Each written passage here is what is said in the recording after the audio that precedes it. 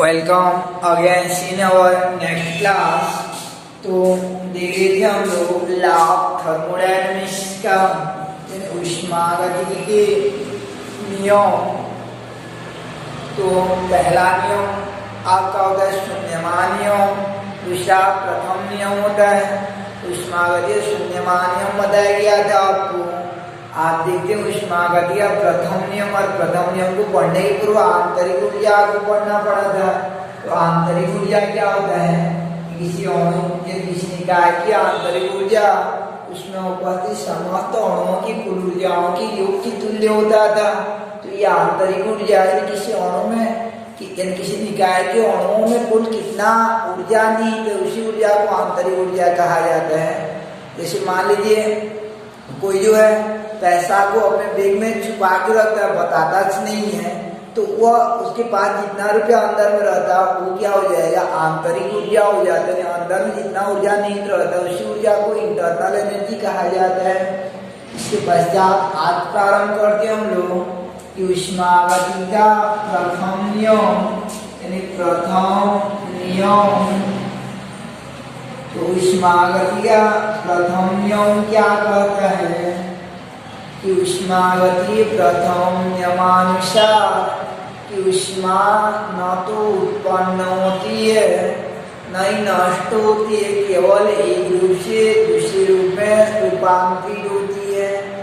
उष्मागतिकी के प्रथम नियमानुसार उष्मा न तो उत्पन्न होती है न ही नष्ट होती है, केवल एक रूप से दूसरे रूप में रूपांतरित होती है। यानी केवल उनका रूपांतरण होता है, केवल एक रूप से दूसरे रूप में हुए चेंज होते हैं। उष्मा न तो उत्पन्न होती है न नष्ट होती, केवल एक रूप से दूसरे रूप में रूपांतरित होती है। यह ऊर्जा संरक्षण नियम के अनुकूल होती है। जैसे ऊर्जा न तो उत्पन्न होती है न नष्ट होती है, केवल एक रूप से दूसरे रूप में रूपांतरित होती है। जस्ट लाइक जो है आपका कि उष्मागतिकी के प्रथम नियमानुसार जो है आपका कि उष्मा न तो उत्पन्न होती है यानी उष्मा न तो उत्पन्न होती है न ही नष्ट, केवल एक रूप से दूसरे रूप में रूपांतरित होती है। यह ऊर्जा संरक्षण नियम के अनुकूल होती है। यह ऊर्जा संरक्षण नियम के अनुकूल होती है कि उष्मागतिकीय प्रथम नियमानुसार उष्मा न तो उत्पन्न होती है न ही नष्ट होती, केवल एक रूप से दूसरे रूप में रूपांतरित होती है। अब इसका गणितीय विवेचना देखते हैं, यानी गणितीय स्वरूप। उष्मागतिकीय प्रथम नियम का गणितीय स्वरूप जो है, तो माना कि गणितीय स्वरूप में जो है अब उष्मागतिकीय प्रथम नियम का गणितीय रूप देखते हैं। तो गणितीय रूप, तो उष्मागतिकी के प्रथम नियम का गणितीय रूप के लिए एक पिंड या निकाय पर विचार करते हैं। जैसे एक निकाय रहता है और उस निकाय की आंतरिक ऊर्जा जो E1 होती है, निकाय की आंतरिक ऊर्जा E1 है, किसी के पास पहले से E1 ऊर्जा है, तो उस पर क्या करते हैं हम लोग कि उसको Q ऊष्मा दे देते हैं। उसको Q ऊष्मा दे देते हैं, स्मॉल Q ऊष्मा, तो उसकी आंतरिक ऊर्जा बढ़कर E प्लस Q हो जाती है। यानी आंतरिक ऊर्जा जो है E प्लस Q हो जाती है। तो किसी निकाय की प्रारंभिक अवस्था में माना किसी निकाय की आंतरिक ऊर्जा E1 है, जिसे Q ऊष्मा देने पर और W कार्य करने पर उस पर हम लोग W कार्य करते हैं। जैसे एक व्यक्ति है, उसके पास कुछ पैसा है, उसको हम लोग अलग से पैसा भी देंगे और उसके लिए कार्य भी कर देंगे, कुछ काम कर देंगे, तो उसकी आंतरिक ऊर्जा क्या हो जाएगा? बढ़ जाएगा। तो आंतरिक ऊर्जा बढ़कर E2 हो जाता है। अंतिम में आंतरिक ऊर्जा बढ़कर E2 हो जाता है। तो ये E2 किसके बराबर होता है? आपका E2 बराबर E1 plus Q plus W हो जाता है।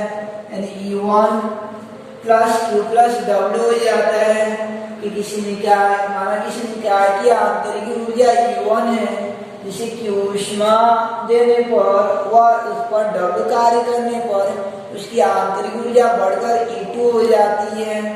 यानी स्टार्टिंग में U1 था, इतना कर दिया उसके लिए तो आंतरिक ऊर्जा बढ़ जाएगा, तो अंतिम में आंतरिक ऊर्जा जो प्रारंभिक में आंतरिक ऊर्जा और ये जो प्रोसेस किया गया इनकी योग की इक्वल रहता है।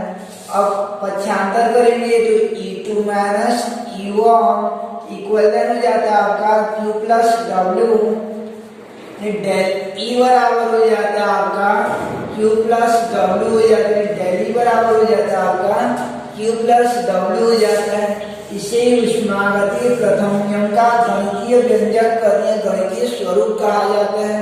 बोला जाएगा कि ऊष्मागतिकीय प्रथम नियम का गणितीय रूप क्या होगा बोला जाएगा।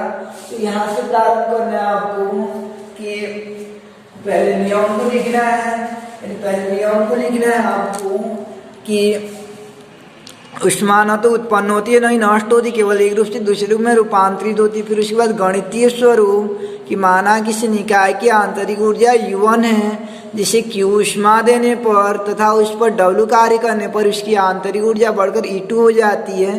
तो E2 बराबर U1 plus Q plus W then E2 minus U1 equal then Q plus W then del E बराबर Q प्लस W हो जाता है। इस यही ऊष्मागतिकीय प्रथम नियम का गणितीय स्वरूप होता है, यानी गणितीय समीकरण है। तो क्वेश्चन आ जाए 1 नंबर का गणितीय समीकरण क्या है बोल के ऑब्जेक्टिव में, तो डेल E बराबर क्या हो जाता है Q प्लस W हो जाता है। उसके बाद कुछ चीज याद रखी रहना आप लोग कि ऊष्मागतिकीय चिन्ह परिपाटी नियमानुसार, ऊष्मागतिकीय चिन्ह परिपाटी रहता है कुछ जो है चिन्ह परिपाटी की कब धनात्मक देते हैं और कब ऋणात्मक देते हैं। चिन्ह परिपाटी जो है तो याद रखे ना, जब निकाय को ऊष्मा देते हैं हम लोग, यदि निकाय को ऊष्मा देते हैं तो उस समय प्लस Q लिखा जाता है। अब जब निकाय से ऊष्मा ले जाते हैं बाहर निकालते हैं तो माइनस Q लिखा जाता है। अब जब हम निकाय पर कार्य करेंगे, निकाय पर कार्य करेंगे, निकाय के लिए कार्य करेंगे तो निकाय पर किया गया कार्य, निकाय के लिए किया गया कार्य को प्लस W लेंगे और निकाय द्वारा कार्य किया जाएगा, निकाय स्वयं कार्य करेगा तो माइनस W लिया जाता है। यानी एक चीज याद रखना, जब निकाय को फायदा होता है तो प्लस साइन लगाते हैं और जब निकाय को घाटा होता है तो माइनस साइन लगाया जाता है। जैसे निकाय को ऊष्मा देंगे फायदा होगा, निकाय पर काम करेंगे, निकाय के लिए काम करेंगे तो उसको फायदा होगा तो उसमें प्लस।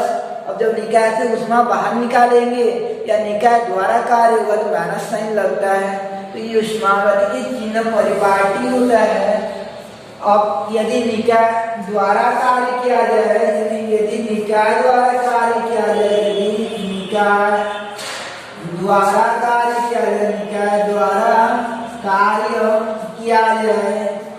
किया जाए तो ये हो जाता है आपका ऊष्मागतिकीय प्रथम नियम का गणितीय समीकरण हो जाता है Q प्लस माइनस W हो जाता है, यानी W की जगह माइनस W हो जाता है, या डेल E बराबर हो जाता है आपका Q माइनस W हो जाता है।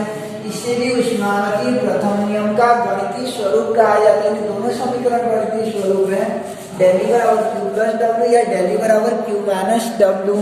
तो ये ऊष्मागतिकीय चिन्ह परिपाटी होता है आपका कि ऊष्मागतिकीय चिन्ह परिपाटी निकाय द्वारा कार्य किया गया को माइनस W, निकाय पर कार्य करेंगे तो प्लस W, निकाय से ऊष्मा ली जाएगा, यानी निकाय से ऊष्मा ली जाएगा तो माइनस साइन होता है और निकाय को ऊष्मा दी जाएगा तो प्लस Q होता है। तो ये ऊष्मागतिकीय चिन्ह परिपाटी होता है। इसमें थोड़ा मिस्टेक है, कॉपी में देखेंगे वो ब्लैक बोर्ड में जो बताया गया उसको ध्यान देंगे। निकाय को दी गई ऊष्मा प्लस Q, निकाय से ली गई ऊष्मा माइनस Q, निकाय पर किया गया कार्य प्लस W और निकाय द्वारा किया गया कार्य को माइनस W होता है। तो ये ऊष्मागतिकीय प्रथम नियम का गणितीय स्वरूप हो जाता है। डेल E बराबर Q plus W, del E बराबर Q माइनस W हो जाता है। तो ये डेल E क्या होता है, आंतरिक ऊर्जा में परिवर्तन होता है और प्रारंभ में आंतरिक ऊर्जा कम था और अंतिम में आंतरिक ऊर्जा अधिक था। तो ये डेल E जो है आंतरिक ऊर्जा में वृद्धि टाइप का हो जाता है। तो ये समीकरण पर थोड़ा विचार करेंगे हम लोग। डेली बराबर क्यू माइनस डब्ल्यू से यहाँ से मिलेगा आपको डेली बराबर क्यू माइनस डब्ल्यू से पक्षांतर करेंगे तो क्यू बराबर हो जाएगा आपका, यानी डब्ल्यू इधर आएगा, क्यू बराबर डेली प्लस डब्ल्यू हो जाता है। तो जो कुल ऊष्मा रहता है किसी निकाय को, कुल ऊष्मा जो देते हैं हम लोग, वह ऊष्मा जो पूरा कार्य में नहीं बदलता है, यानी क्यू जो डब्ल्यू के बराबर नहीं होता है। क्या होता है कि दिया गया कुल ऊष्मा का कुछ भाग जो है निकाय अपने आंतरिक ऊर्जा में वृद्धि करने के लिए उपयोग करता है, और उसके बाद शेष ऊष्मा का जो है वो कार्य के रूप में रूपांतरण करता है। जैसे किसी बच्चा को उनकी मम्मी जो है, यानी किसी बच्चा को उनकी मम्मी जो है यानी आधा एक कटोरा चावल दे देती है और दुकान बेच देती है, ऐसे ऐसे सामान लाना बोल के, तो बच्चा जो है एक कटोरा चावल लेता है दुकान को जो है, और ये जितना ऊष्मा दिया गया रहता है उसमें क्या करता है कि पहले अपने आंतरिक ऊर्जा में वृद्धि करने के लिए 2 रुपया का पहले जो अपना चॉकलेट खरीद लेगा, अपना आंतरिक और शेष जो पैसा बचेगा उस चावल का उसको कार्य के रूप में बदलता है। यानी किसी को भी जो ऊष्मा देते हैं वो 100% कार्य में नहीं बदलता है, अभी तो कुछ आंतरिक ऊर्जा में वृद्धि करने के लिए उपयोग हो जाता है। जैसे प्रधानमंत्री सड़क योजना के अंतर्गत गांव को जो है 10 लाख रुपए जैसे आ जाता है मान लो, तो इसमें से 10 लाख रुपए काम नहीं होता है, अभी तो 2 लाख रुपया अपने आंतरिक ऊर्जा में वृद्धि करने के लिए उपयोग हो जाता है, और 8 लाख रुपया जो काम होता है, यानी जितना ऊष्मा देंगे उतना कार्य नहीं होता है कहीं पर भी। जैसे हम लोग 200 रुपया दे देंगे और रायगढ़ से ये सामान ला दो बोलेंगे, तो पहले क्या करेंगे 50 रुपया गाड़ी का पेट्रोल और अपने पेट्रोल भरने के लिए उपयोग कर देंगे, और जो 150 रुपया बचेगा उसके बाद यानी उस 150 रुपया काम करेंगे। तो कुल ऊष्मा जो रहता है वो आंतरिक ऊर्जा में वृद्धि और उसके बाद जो उपयोगी कार्य में रूपांतरण होता है। तो इन समीकरणों को याद रखे रहना, बाद में फिर उपयोग करूंगा। आप जानते हो कि डेली बराबर क्यू माइनस डब्ल्यू या डेली बराबर क्यू प्लस डब्ल्यू, जिसे ऊष्मागतीय प्रथम नियम का गणितीय समीकरण कहा जाता है। तो इस प्रकार से हो जाता है आपका फर्स्ट लॉ ऑफ थर्मोडायनेमिक्स और उसका मैथमेटिकल डेरिवेशन। अब देखते हैं हम लोग ऊष्मागतिकी का शून्यमान नियम प्रथम नियम के उपरांत ऊष्मागतिकी द्वितीय नियम को। तो प्रथम नियम पढ़ने के पूर्व ये आंतरिक ऊर्जा ई के बारे में सीखना पड़ा था, तो द्वितीय नियम को पढ़ने के पूर्व जो है ये पढ़ना पड़ता है, ये एंथैल्पी के बारे में सीखना पड़ता है और एंट्रोपी के बारे में सीखना पड़ता है। ये एंथैल्पी और एंट्रोपी के बारे में सीखना पड़ता है। तो पहले देखते हैं हम लोग एंथैल्पी मीन्स क्या रहता है, और उसके बाद जो है एंट्रोपी मीन्स क्या होगा, और एंथैल्पी एंट्रोपी के पश्चात जो ऊष्मागतिकी का द्वितीय नियम को पढ़ेंगे, सेकेंड लॉ ऑफ थर्मोडायनेमिक्स को देखेंगे। देखते हैं एंथैल्पी क्या होता है। तो इससे पहले जो आंतरिक ऊर्जा था ई, उसमें उसके अंदर भी कुल ऊर्जा रहता था, और एंथैल्पी याद रखी रहना, किसी निकाय की एंथैल्पी उसमें निहित यानी उस निकाय में निहित कुल ऊष्मा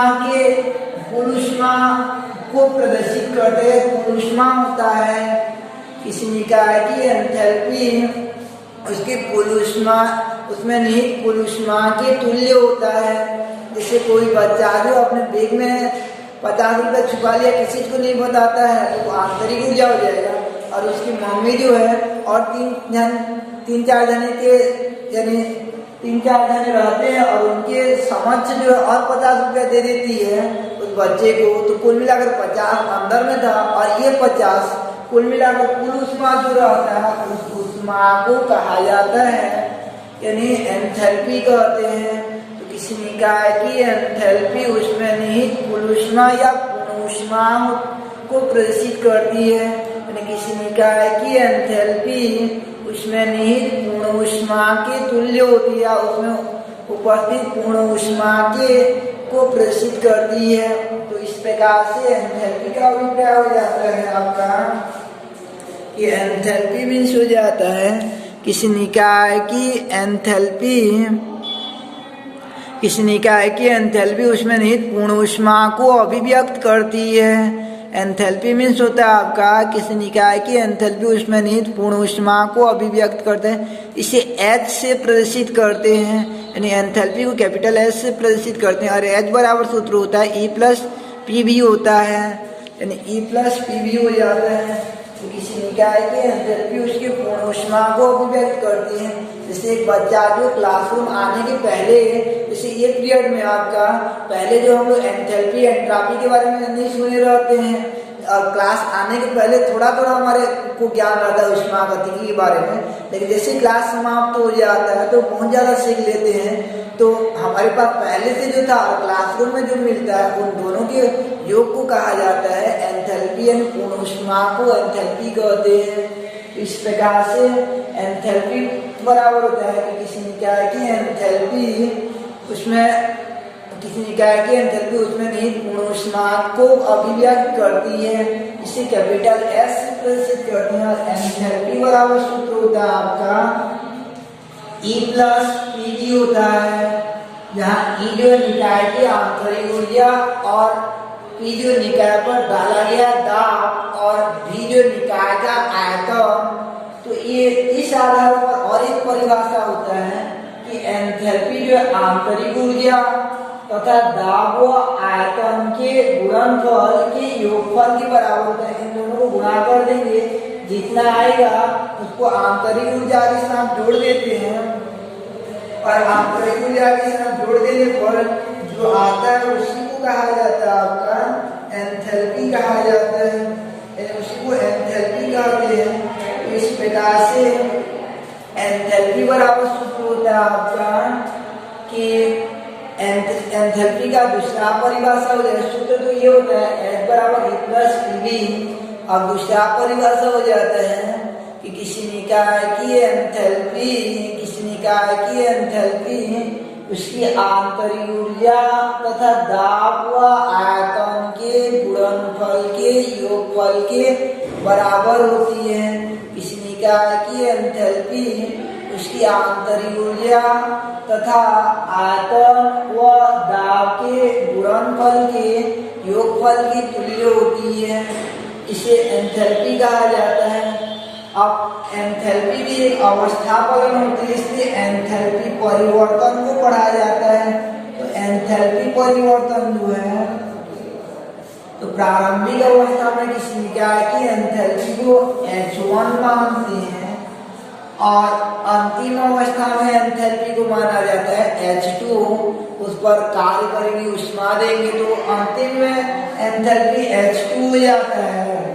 तो एंथैल्पी परिवर्तन डेल H बराबर होता है आपका H2 माइनस H1, या यहाँ डालेंगे तो यहाँ डेल कर देते हैं, तो डेल H बराबर ये आंतरिक ऊर्जा परिवर्तन डेल E प्लस ये दाब को स्थिर रखा जाता है, दाब नहीं बदला जाता है, इसलिए दाब को यथावत रखते हैं, और आयतन में परिवर्तन करते हैं, डेल मीन्स परिवर्तन है। तो इस प्रकार से एंथैल्पी परिवर्तन बराबर सूत्र होता है आपका del E plus T del V हो जाता है, del E plus T del V हो जाता है। और इस प्रकार आंतरिक यानी एंथैल्पी परिवर्तन का परिभाषा हो जाएगा कि किसी ये परिभाषा जो है, क्योंकि दाब को स्थिर रखा जाता है, साथ साथ याद रखना ताप भी स्थिर रखा जाता है, तो स्थिर ताप व दाब पर परिभाषा दी जाती है। तो किसी निकाय की यदि स्थिर ताप व दाब पर किसी निकाय की एंथैल्पी परिवर्तन उसकी आंतरिक ऊर्जा परिवर्तन तथा दाब व आयतन परिवर्तन के गुणनफल के योगफल के बराबर होती है। कि किसी निकाय की एंथैल्पी स्थिर ताप व दाब पर किसी निकाय की एंथैल्पी परिवर्तन उसकी आंतरिक ऊर्जा परिवर्तन तथा दाब व आयतन के गुणनफल के योगफल के बराबर होती है। इस प्रकार से कि हम लोग आज जो है एंथैल्पी और एंथैल्पी परिवर्तन का मीन्स क्या हो जाएगा। तो एंथैल्पी क्या था आपका तो एंथैल्पी का दो परिभाषा हो गया था। पहला, किसी निकाय की एंथैल्पी उसमें निहित पूर्ण ऊष्मा को अभिव्यक्त करती है, इसे एच से प्रदर्शित करते हैं, एच बराबर पी प्लस ई भी यानी ई प्लस पी भी। अतः दूसरा परिभाषा आता है किसी निकाय की एंथैल्पी उसकी आंतरिक ऊर्जा तथा दाब व आयतन के गुणनफल के योगफल के तुल्य होती है। अब एंथैल्पी परिवर्तन को देखते हैं। तो माना कि किसी निकाय की प्रारंभिक व अंतिम अवस्था में एंथैल्पी क्रमशः H1 व H2 हो तो एंथैल्पी परिवर्तन डेल H बराबर H2 माइनस H1 या डेल H बराबर del E plus P del भी हो जाता है। इस आधार पर एंथैल्पी परिवर्तन का परिभाषा हो जाता है किसी निकाय की एंथैल्पी परिवर्तन यानी स्थिर ताप व दाब पर किसी निकाय की एंथैल्पी परिवर्तन उसकी आंतरिक ऊर्जा परिवर्तन तथा दाब व आयतन परिवर्तन के गुणनफल के तुल्य होती है। तो इस प्रकार से ये था आपका एंथैल्पी परिवर्तन का डेफिनेशन जो है। अब ये क्वेश्चन आ जाता है डेल एच बराबर del E plus P del वही का उपपत्ति कीजिए। तो इसको कल देखेंगे किस प्रकार से उपपत्ति करेंगे। डेल एच बराबर del E plus P del V की उपपत्ति जो है